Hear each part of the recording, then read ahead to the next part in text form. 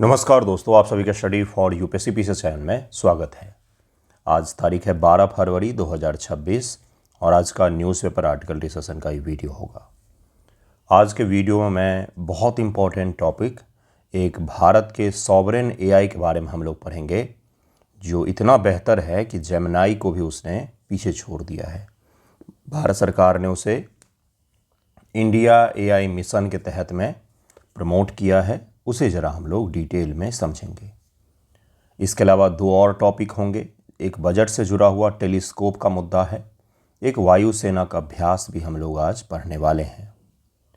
सबसे पहले हेडलाइन देखिए कि क्या है। हेडलाइन में कभी भी पॉलिटिकल रहता है तो मैं उसे डिस्कस नहीं करता हूं, लेकिन यहाँ पर ऐसा हेडलाइन है जिसमें से दो आपके लिए पॉइंट्स निकल सकते हैं। लीडर ऑफ अपोजिशन है राहुल गांधी जी। इन्होंने यूएस के जो ट्रेड डील है उसे ट्रैप डील इन्होंने नाम दिया है, जो कि कई हद तक सही नाम है। क्यों सही है? इन्होंने बहुत ही सीरियस दो पॉइंट्स इन्होंने उठाए जो आपको समझना चाहिए। मैं पार्टी पॉलिटिक्स से बियॉन्ड जाकर के आपको समझाने का प्रयास कर रहा हूँ। ज़रा बस उसी पॉइंट को समझिए, बाकी किसने बोला है, क्या बोला है, सरकार पर आरोप क्या है, इन सब चीज़ों को छोड़ दीजिएगा। इन्होंने दो बहुत महत्वपूर्ण पॉइंट्स बोले। पहला, इन्होंने बोला कि एनर्जी सॉवरेनिटी हमारी खतरे में पड़ रही है, कि हम रूस से तेल खरीदेंगे नहीं, ये हमने ट्रेड डील में कैसे डाल दिया। ये तो हमारी एनर्जी संप्रभुता जो है, ऊर्जा संप्रभुता, उसको लेकर के चैलेंज उत्पन्न हो गया कि हम किससे तेल खरीदेंगे किससे नहीं।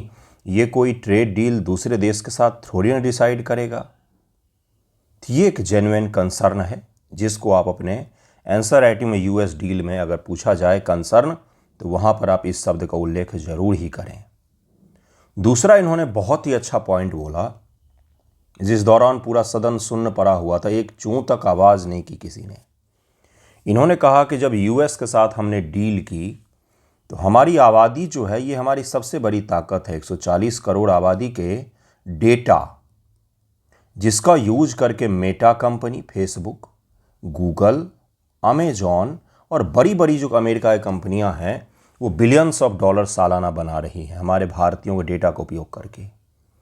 तो आपने नेगोशिएशंस के दौरान सरकार ने भारतीय लोगों के डेटा का किस प्रकार से उपयोग हो रहा है और उस डेटा का आधार पर आपने नेगोशिएट क्यों नहीं किया कि अगर आप हमारे डील को नहीं मानोगे तो हम अपना डेटा देना आपको बंद कर देंगे। तो बहुत ही शानदार सा पॉइंट था ये, इसीलिए मैंने इसे डिस्कस किया। तो एक डेटा का हमने इग्नोर कर दिया इस ट्रेड डील में, जिसे हमें ज़रूर देखना चाहिए था। और दूसरा जो है वो है एनर्जी सॉवरेनिटी। ये दो चीज़ें बहुत ही महत्वपूर्ण हैं। हालांकि ये ट्रेड डील मुझे तो नहीं लग रहा है कि ज़्यादा दिन चल पाएगा, फिर भी देखते हैं कि क्या सब होता है। सेकेंड जो हेडलाइन है बंधुओं, वो है तारिक, जो बांग्लादेश में फ़िलहाल के अभी आज ही वहाँ पर इलेक्शन है, तो आने वाले प्रधानमंत्री जो होंगे तारिक ही होंगे, जो खालिदा जिया के पुत्र हैं। तारिक रहमान उनका नाम है। उनके करीबी हैं ये मेहदी अमीन। इन्होंने कहा है कि भारत के साथ बेहतर रिलेशन होगा ही। मुझे जैसा लग रहा है, जहाँ तक हम सोच पा रहे हैं, इलेक्शन के पश्चात, आफ्टर इलेक्शन, बांग्लादेश और भारत के संबंध जो हैं वो सुधरने शुरू हो जाएंगे।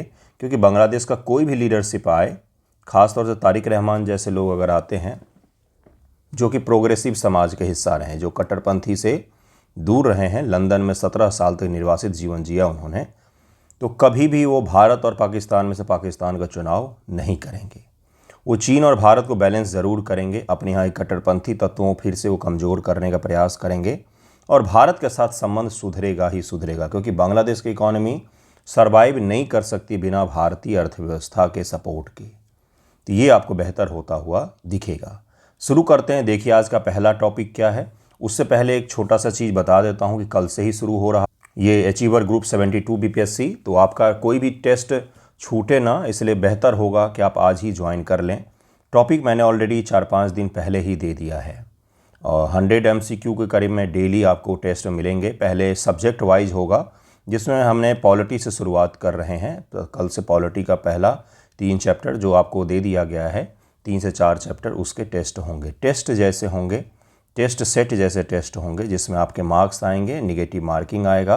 सैम्पल वीडियो मैंने आपको शॉर्ट वीडियो में शेयर कर दिया था, आप उसे देख सकते हैं। टेलीग्राम पर मैसेज कीजिएगा या इंस्टाग्राम या कहीं पर भी मैं आपको ऐड कर दूंगा, ठीक है। देखिए, टाइम्स ऑफ इंडिया का ये न्यूज़ कटिंग मैंने लगाया हुआ है।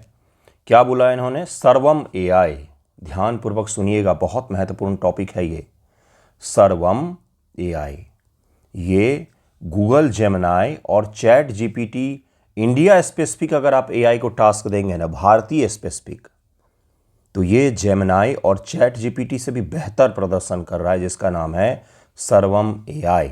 नाम थोड़ा सा ग्लोबल रखना चाहिए था, हम लोग देसी के चक्कर में कठिन नाम रख दिए। जैसे चाइना ने बनाया तो उसने कोई ऐसा नाम रखा जिससे चाइनीज चीज़ें आ रही है, उसने डीप सीक नाम रखा है ना। तो लेकिन हमने सर्वम एआई रखा है, ये बहुत ही बेहतर परफॉर्म करे। इसके अलग अलग मॉडल भी हैं।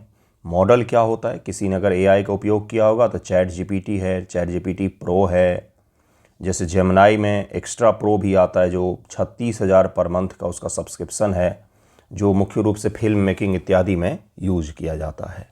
इसी प्रकार से भारत की कंपनी है सर्वम विजन, जिसने सर्वम एआई नामक एक टूल बनाया है, जनरेटिव एआई का टूल है। जिस प्रकार से डीप सीक है, जिस प्रकार से जेमिनाई है, जिस प्रकार से ग्रॉक है, चैट जीपीटी है, उसी प्रकार का यह है जो बहुत ही बेहतरीन परफॉर्मेंस देता है। इसका बुलबुल एक वर्जन का नाम है।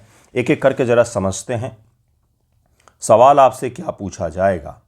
सवाल पूछा जाएगा सॉवरेनिटी से जोड़ करके कि सॉवरेन एआई की क्या आवश्यकता है, क्या आवश्यकता है सॉवरेन एआई की, और सॉवरेन एआई को हासिल करने के लिए भारत के द्वारा किए जा रहे प्रयासों को चिन्हित करें।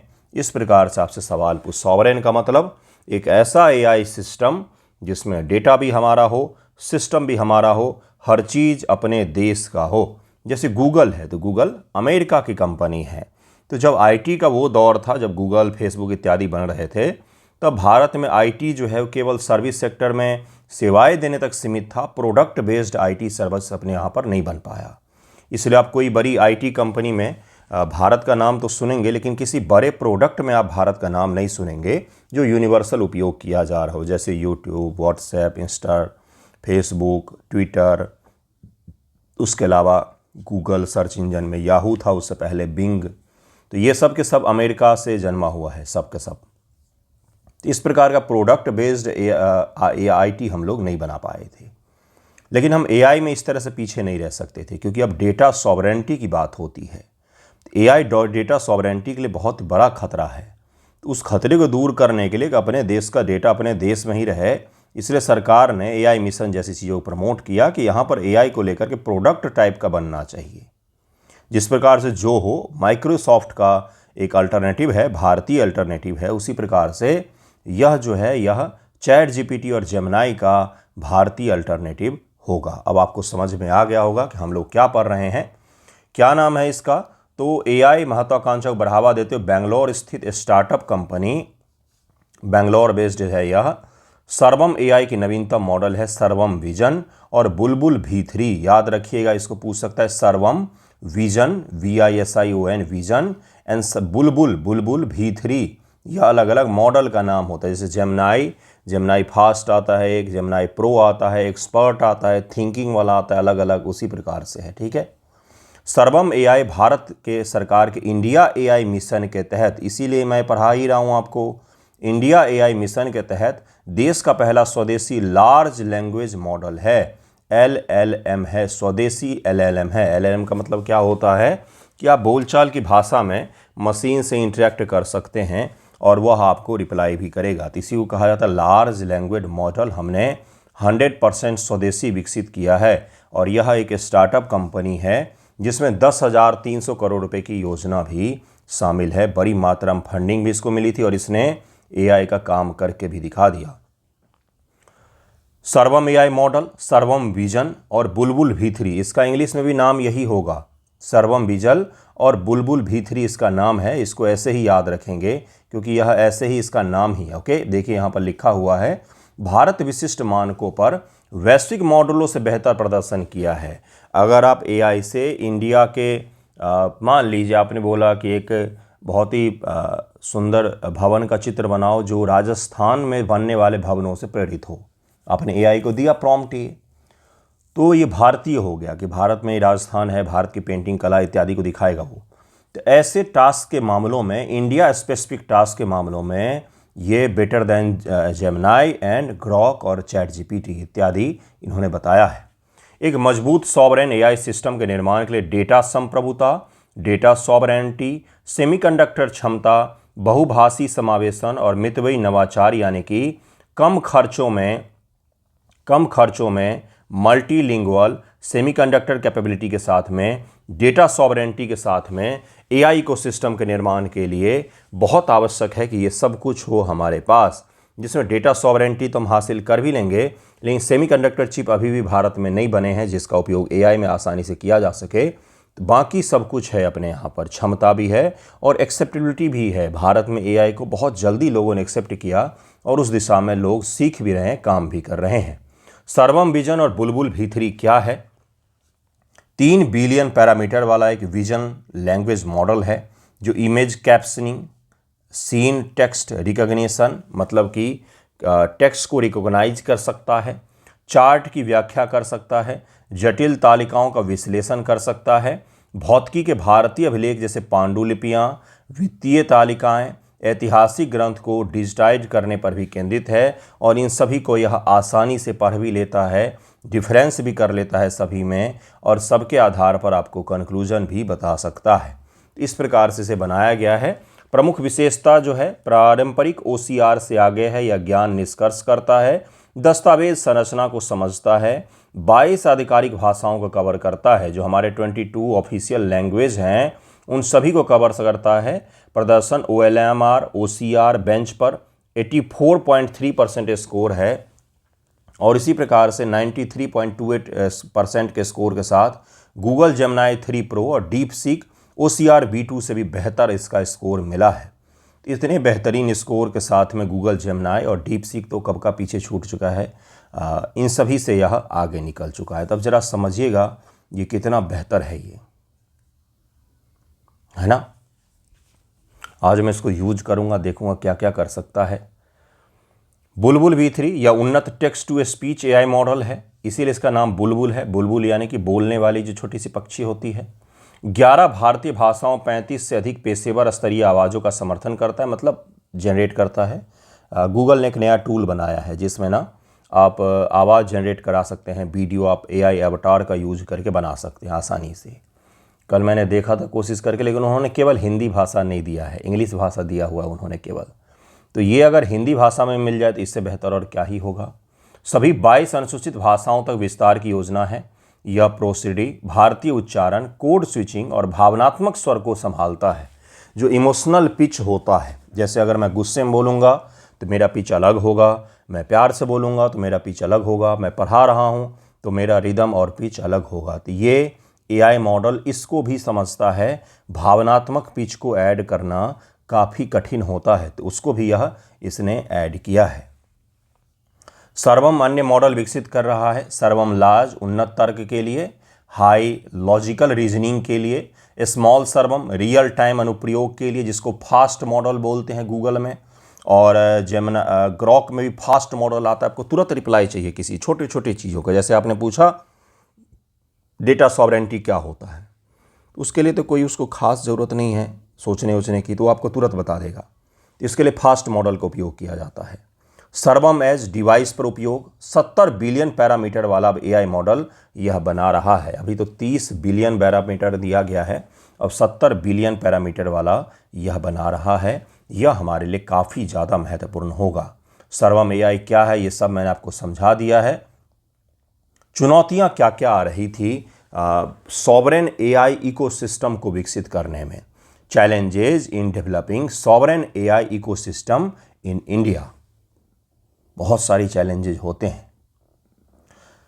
सबसे पहला क्या है? सबसे पहला है लैंग्वेज को लेकर के बैरियर। अंग्रेजी लैटिन लिपियों का प्रभुत्व है। 22 अनुसूचित भाषाओं के लिए उच्च गुणवत्ता डेटा सेट की कमी है, जिससे टोकन असमानता उत्पन्न होती है और इस टोकन डिस्पैरिटी के कारण से लैंग्वेज बैरियर को तोड़ना बहुत मुश्किल होता है। किसी भी सॉफ्टवेयर डेवलपर से पूछिएगा, खासतौर से एआई में। तो ये इन्होंने जो किया है 22 भाषाओं में, ये बहुत ही बड़ा काम है, आसान नहीं है। वो भी भारत की भाषाएं कोई मिलती जुलती नहीं है, बिल्कुल ही अलग अलग डिफरेंस की होती हैं। तमिल तेलुगु में उतना ही डिफरेंस है जितना कि तमिल और हिंदी में है ना। पक्षपात की पुनः पुष्टि, असंगठित डेटा व प्रशिक्षण से जाति, लैंगिक, धार्मिक पूर्वाग्रह बढ़ सकते हैं। एक यूपीएससी के इंटरव्यू वाले हैं, उन्होंने बोला कि कास्ट बेस्ड सारे हैं एआई वाले, खूब उनको गाली दिया गया, लेकिन उनके बात पूरी तरीके से सच्चाई नहीं थी। उन्होंने जो बोला वो गलत बोला था उन्होंने, लेकिन उसके बाद के थोड़ा सा अंश सही था कि एआई जिस दुनिया में ट्रेंड हो रहा है, अगर उस दुनिया में ही इनइक्वालिटी होंगी, डिस्पैरिटी होगी, तो वो तो एआई भी तो वही सीखेगा। जेंडर डिस्पैरिटी होगी, जातिगत रूप से भेदभाव होगा, धार्मिक पूर्वाग्रह होगा, जैसे ही किसी को दाढ़ी टोपी में देखना तो तुरंत ही शक करना कि हो सकता आतंकवादी हो। अगर इस प्रकार से चीज़ें सीखता है एआई, तो ये तो उसके अंदर भी आएगा, है ना। तो ये मैं आपको क्या बता रहा हूँ, ये भी एक चैलेंज के रूप में था कि ये एक चैलेंज है। ठीक, नेक्स्ट देखिए क्या है, जोखिम रहित पूंजीवाद। भारतीय वीसी कंज्यूमर टेक में निवेश को प्राथमिकता देते हैं, जबकि सॉवरेन एआई के लिए मतलब हमें एक प्रकार का अलग तरीके से कैपिटल चाहिए था। भारत में जो फंडिंग होती है ना, मुख्य रूप से वो बिस्कुट बेच के पैसा कमाओ टाइप की फंडिंग होती है। लोग रिस्क लेकर के फंडिंग नहीं करती हैं कि भाई घर पे चाउमीन पहुंचा दो, वो वाला ऐप बना दो तो हम आपको पैसा देने को तैयार हैं। इस प्रकार के चीज़ों में फंडिंग की बहुत आवश्यकता होती है, जो कि फंडिंग कम होती है। ठीक, तो डेटा की गुणवत्ता और पहुंच भी एक बहुत बड़ी चुनौती थी, डेटा क्वालिटी एंड एक्सेस। उसके अलावा वैश्विक कंपनियों द्वारा भारतीय डेटा सेट पर फाइन ट्यूनिंग से प्रदर्शन अंतर समाप्त हो सकता है, ये भी एक चैलेंज था। अलग अलग मैंने आपको चैलेंज बताए हैं जो आपको समझना चाहिए। सॉवरेन एआई को सशक्त बनाने हेतु उपाय क्या क्या है, एआई सेमीकंडक्टर मिशन से जोड़ना, यानी कि अब हमें सेमीकंडक्टर भी अपने देश बनाना होगा अगर हम कंप्लीट सॉवरेनिटी हासिल करना चाहते हैं एआई सिस्टम में। तो डिजाइन प्रेरित विनिर्माण स्वदेशीकरण होना चाहिए, इसमें भी छोटे और कम ऊर्जा खपत वाले, कम पैसे की खपत वाले एआई मॉडल पर हमें ध्यान केंद्रित करना पड़ेगा। इसके अलावा हमें डेटा पर्सनल लॉ को भी फोर्सफुली लागू करना पड़ेगा ताकि डेटा सॉवरेनिटी बनी हुई रहे। नहीं तो बड़ी बड़ी कंपनियां जो हैं वो भारतीय डेटा की इतनी भूखी हैं कि वो उड़ा ले जाती हैं सारा डेटा यहाँ से। ये पूरा टॉपिक आपको समझ में आ गया होगा। सर्वम एआई, सर्वम विजन, बुलबुल V3 सब कुछ आपको बता दिया है। मान के चलिए आपके प्रीलियम या मेंस में इस टॉपिक से सवाल बनेगा ही बनेगा। जस्ट इमेजिन कि डीप सीक जैसी चीज़ें अगर भारत बनी होती तो वह क्या आपको सवाल नहीं पूछता, क्या यूपीएससी या बीपीएससी पूछता भाई। तो यह भारत का डीप सीक ही है, इसका नाम बस अलग है, सर्वम एआई नाम है इसका, क्योंकि हम भारत बनाया, हमने अपने प्रकार का नाम रखा है, लेकिन वही चीज़ है ये, बस थोड़ा सा देर से बना है। 1 साल पहले बन जाता तो क्रांति ला देता ये दुनिया भर में, है ना। India's new telescope are set to be a game changer for astronomy. ये इसमें कहा गया है कि भारत सरकार ने बजट में 2 प्रकार के टेलीस्कोप के लगाने की बात की थी और यह गेम चेंजर साबित होने वाला है खगोल विज्ञान के अध्ययन में भारत में। भारत सरकार ने बजट में इसको लेकर फंडिंग की भी बात की, तो जरा इसको समझेंगे। इस वर्ष के केंद्रीय बजट में सरकार ने 2 नए दूरबीनों की स्थापना को मंजूरी दी है, एक सूर्य के अध्ययन के लिए और दूसरा ब्रह्मांड के अध्ययन के लिए। सूर्य का अध्ययन सन को हम अध्ययन करेंगे और दूसरा ब्रह्मांड पूरा यूनिवर्स का एक बहुत ही छोटा सा भाग है सन, तो उसका अध्ययन के लिए अलग है और यूनिवर्स के लिए अलग है। जो लद्दाख में मौजूद दूरबीन के उन्नयन के अलावा है, जो लद्दाख में ऑलरेडी हमारे पास दूरबीन है, एक नैनीताल में भी है, उसे तो मैंने देखा हुआ है, लद्दाख में भी है। ऐसी जगहों पर, ऊंचे जगहों पर इसलिए बनाया जाता है ना बंधुओं, क्योंकि वहाँ पर डार्क स्काई दिख सकता है आसानी से, लाइट पॉल्यूशन कम होता है, पॉल्यूशन कम होता है, जिसके कारण से क्लियर दिखता है और सही दिखता है। इसीलिए वेधशालाएँ जो ये सब होती हैं, ये ऐसे ही दूर दराज पहाड़ी इलाकों में, बिल्कुल रिमोट एरिया में बनाए जाते हैं। दिल्ली में नहीं बनाया जा सकता है क्योंकि पॉल्यूशन इतना ज़्यादा है कि कुछ काम ही नहीं कर पाएगा सही से। लाइट पॉल्यूशन इतना ज़्यादा है कि उसके कारण से भी दिक्कत आएगी। इसलिए इस प्रकार के दूरस्थ एरिया में ये सब केंद्र बनाए जाते हैं। लद्दाख भारत का प्रमुख केंद्र बना रहा है जहां बड़े और छोटे दूरबीन स्थापित किए जा सकते हैं, जो खगोल विज्ञान में भारत को वैश्विक स्तर पर मजबूत बनाएंगे। और इसको लेकर के भारत सरकार ने NLST और NLOT नामक 2 दूरबीनों को मंजूरी दे दी है। NLOT मतलब नेशनल लार्ज ऑप्टिकल टेलीस्कोप और एक है नेशनल लार्ज सोलर टेलीस्कोप, राष्ट्रीय बड़े सौर दूरबीन और राष्ट्रीय बड़े ऑप्टिकल दूरबीन इसका नाम है। दोनों भाई लग रहे हैं, बस O और S का फर्क है, बस, है ना।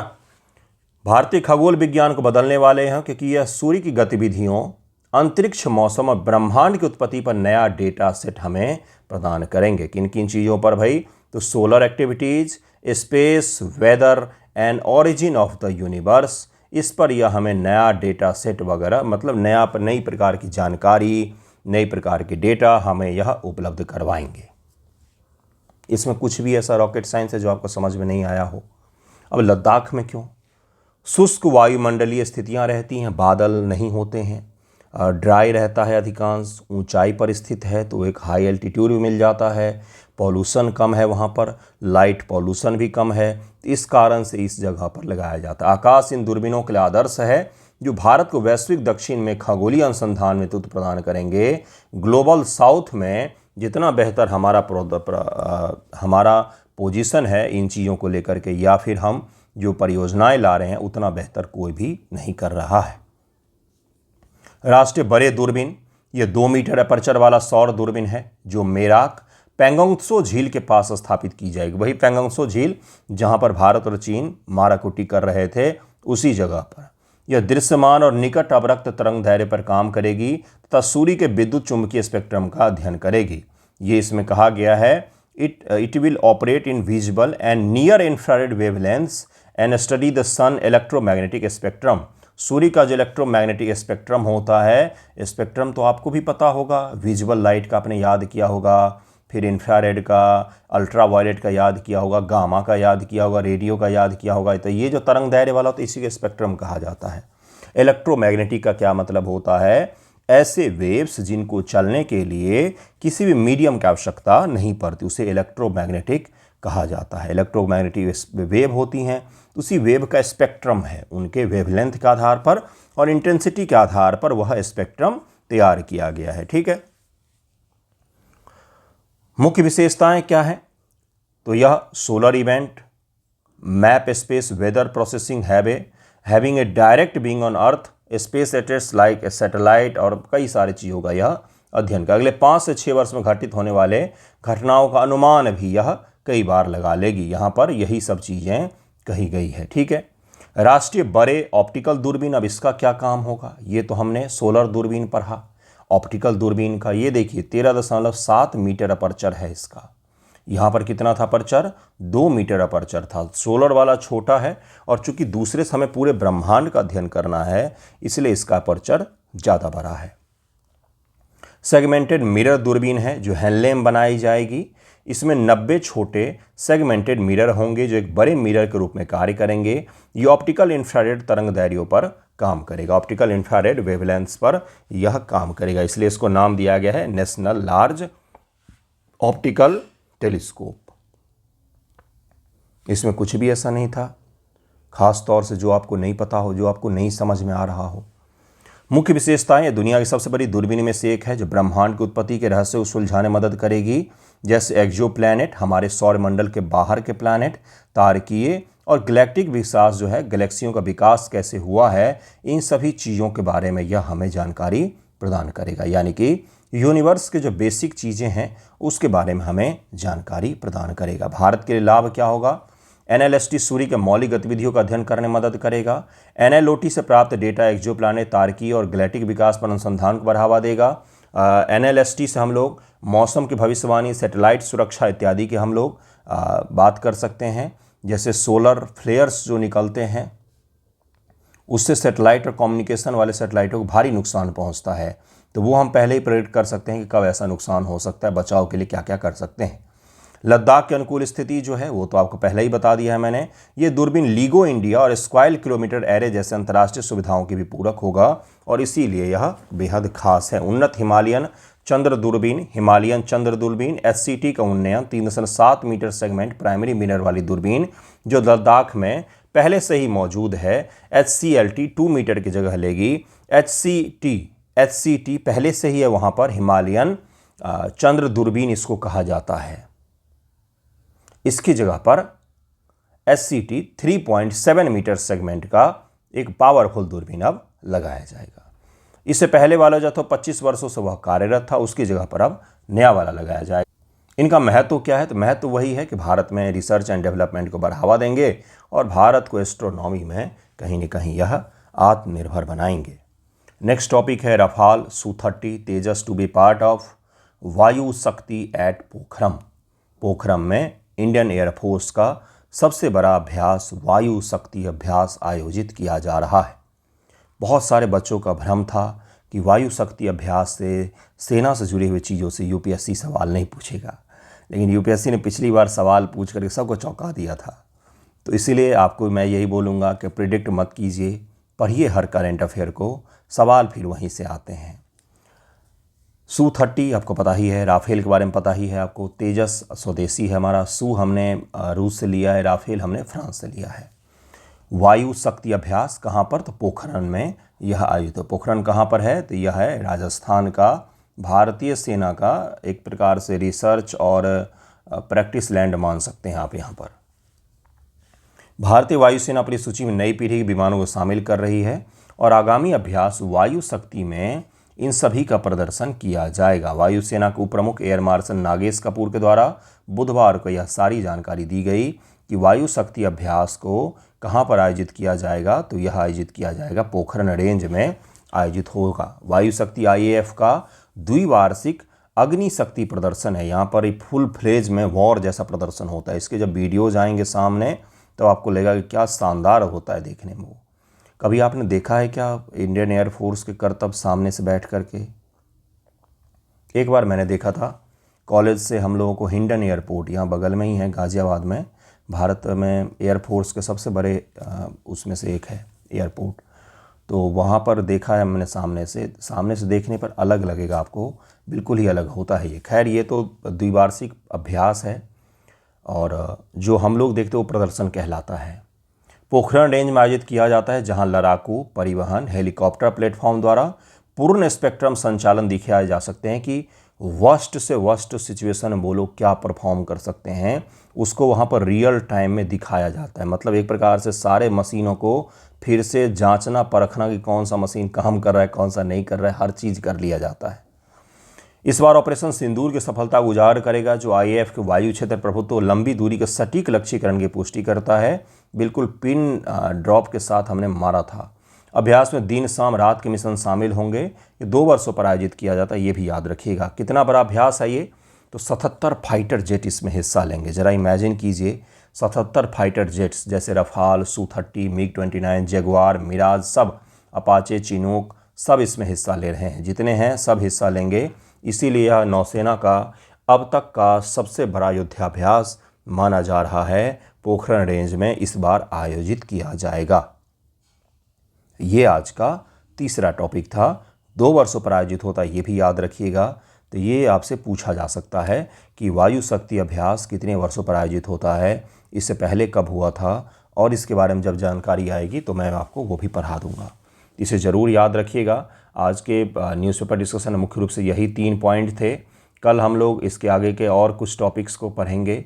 सबसे महत्वपूर्ण था आज सॉवरेन सर्वम AI सबसे महत्वपूर्ण था। और शुरुआत में मैंने लीडर ऑफ अपोजिशन का जो आपको पॉइंट समझाया, एनर्जी सॉवरेनिटी और डेटा को हमने नेगोशिएशन के बीच में नहीं रखा, क्योंकि अमेरिका की कंपनियां बहुत सारा पैसा हमसे बना रही हैं डेटा के माध्यम से। तो ये दोनों पॉइंट भी आप ज़रूर रखिएगा, इसका उपयोग कीजिएगा, आंसर राइटिंग में पूछ सकता है आपसे। Okay, thank you so much आप सभी का।